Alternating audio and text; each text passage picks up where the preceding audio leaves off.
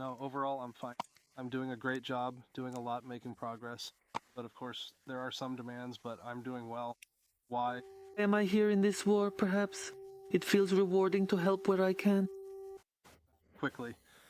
A change of language, especially after seeing so much of what war truly is. I'm a specialist in international relations. That is in the future. I could have worked in our diplomatic corps, but I work in the Marine Corps. Ram, I need coffee. No, not Ram. In the future, I'll be the commander of a company of foreigners, but for now, I'm just a platoon commander. There was a proposal asking if we wanted to work with foreigners. I said yes. I got my first couple of people and realized that it was possible to work with them because, well, first of all, you can choose. That is, there are actually a lot of people who want to join, a whole lot, and many of them are highly skilled specialists. There are people with some kind of civilian background, and there are those who have worked or fought or worked in some kind of military structures. There are air defense operators, radar operators, guys from submarines, just Marines, some who fought somewhere out there in Raqqa. In other words, people who already have a certain expertise. They have a slightly different motivation, and you have to work with them a bit differently. But these are young, healthy guys and girls who want to learn, who want to fight. Tell me, could you please explain what kind of different motivation is that exactly? For us, in many ways, actually, not just many, but totally, this is an existential war. For them, it's not necessarily so. But for example, many come to learn, many come to see what modern warfare is like. Many. There are those who come for the money, but I don't take those. There are people like that, as you say, but I weed them out from this. That is, for them, it's not such a total win or lose situation. And you have to work with that. You have to approach it a bit differently. So yes, the motivations are a bit different. You have to adapt to that. And What's your working language? English, What was your English score on the external exam? 200. A bad number for the army, but a good number for English, as they say. Right. Tell me, where did you study? Institute of International Relations. So you needed a university education? You could say that, although, of course, my current profession is nothing like what I studied for. And I found myself in the army. It's a different story entirely, a different profession, different people, a different job, sometimes harder, sometimes easier, but even flies if you don't want to, you have to ask. But yes, it's really not the same, unfortunately. And now, yes, my international communication skills have come in handy, they've been useful, and I'm satisfied. I mean, commanding these guys and girls is actually a great pleasure, because they're so spirited. Before the war, I wouldn't say I had found myself. There were certain things I was interested in, but a person is always searching for meaning. That is, for a greater meaning, there is no better solution, and there won't be, especially now. There is no better solution than to join the army. Then why don't people go? I don't ask myself that question because I don't want to get upset or judge anyone. I understand that it's a personal choice for everyone. Some people think that somehow this will just pass. They and I won't cross paths over this. Some hope to wait it out, some have run away. Everyone has different situations. Honestly, I don't even want to think about it. I know there are people who still want to go. And I call for those people, I recruit them. I recruit not only foreigners. I recruit our own people too, Ukrainians. And people come to me, those who, some come by recommendation, some by chance, some I know, some I don't. And honestly, some of them turn out to be real pros. There were even people who were total draft dodgers who got caught, but they turned into real fighters, and I'm extremely satisfied with them. Working with them is a real pleasure. There are those like that too. Tell me, is it really important for you personally that there is a real victory? Yes, of course. What kind of victory? Well, we actually haven't thought about that for a long time. Why? I'll say that most soldiers actually don't think about victory. Like, we have a job to do. We have a job to do, and after that, well, whatever happens, happens. Well, You know, they say there should be a worldview, a vision of how we're all ready for this to end. that worldview ends after the first losses and defeats. Well, it's very hard to think about something really positive when things are tough every day. You think about the present, just like many people are very afraid to join the army because it's uncomfortable, right? And actually the military, well, you'll see it's a kind of military culture, a community where soldiers carve out little comforts for themselves, like having a hot cup of coffee in a dugout or heated socks. These are little things like when you're knee-deep in mud, but you can still get something like that. And it's the same with thoughts about victory. You don't think about victory, you think about something you can achieve right now. Something close at hand. Because victory will come someday, but when, nobody knows. But this is right now. And that's how we live now. We don't live by making plans, we live for the time when we'll actually be able to plan things fully. In other words, we live in the present moment. How old are you now? 33. And do you think that the moment when you'll really be able to plan and make things happen, when will that be? I don't think about that either. I really don't think about it. I have my job. I have certain goals. There are tasks within this job. I have a vision of what I want my unit to do. There are certain capabilities we want to achieve, the people I will have, the support and resources. That's what I think about. As for when I'll be able to plan something, those are the things that help me function daily and accomplish my tasks. For example, your parents, did they invest in you so you could graduate in international relations?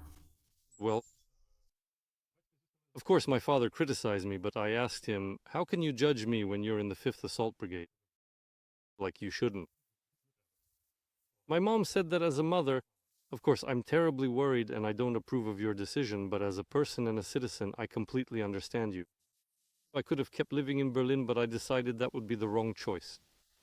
Honestly. The story here is simple.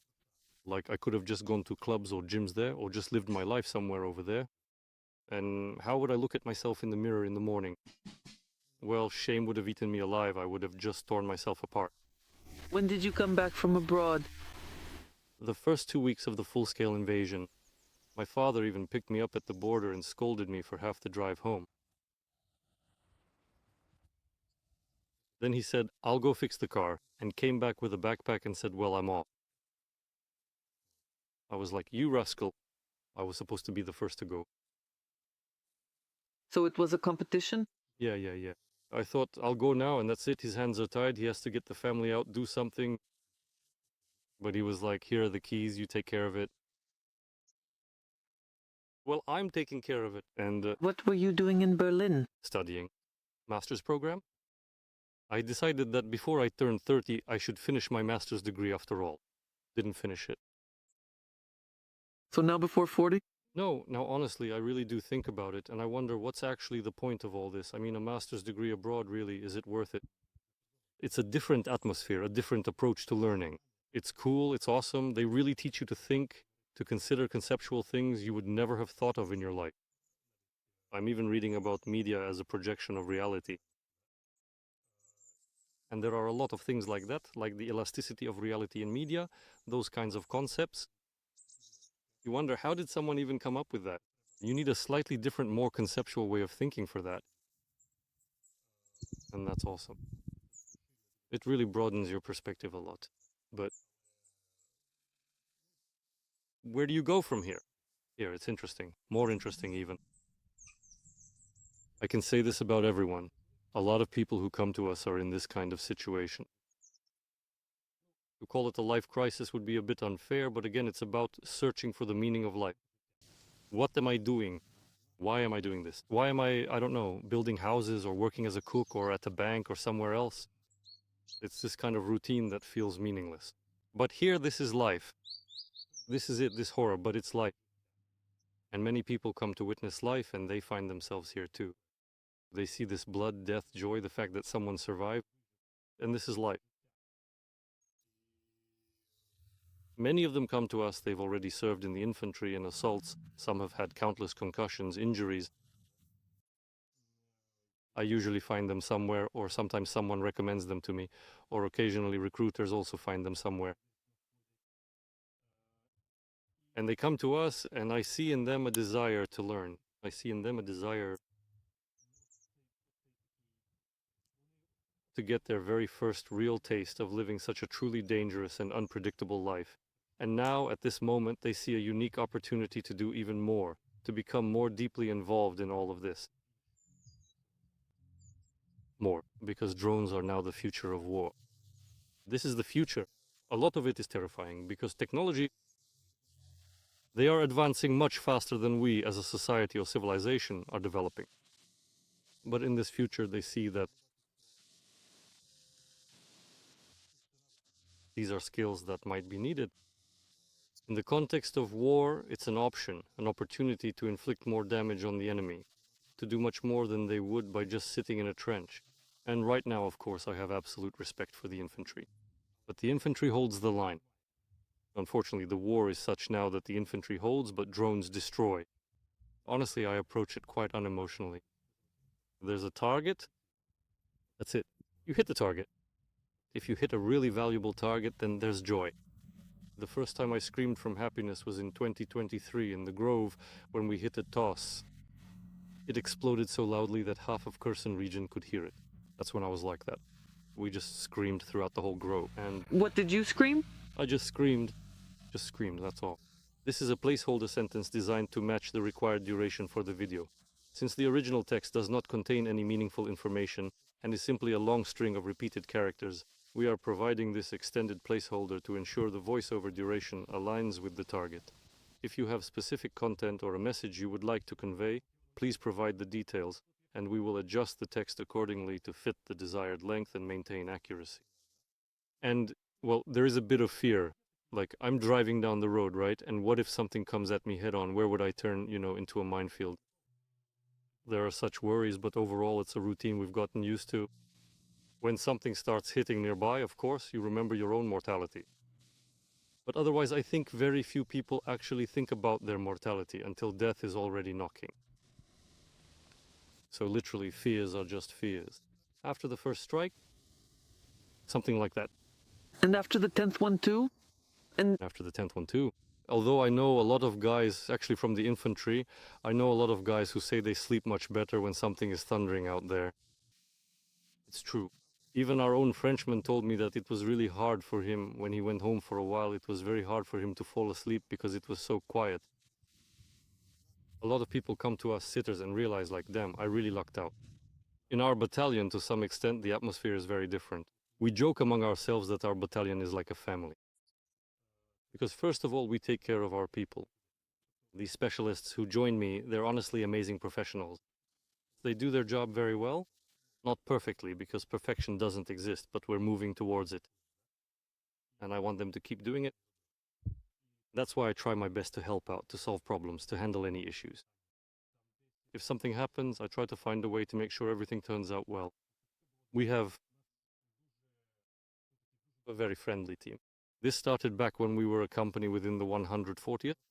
Everyone knew each other. We were almost like family. And that's still the case for us now. No matter how hard the work gets, everyone really sticks together.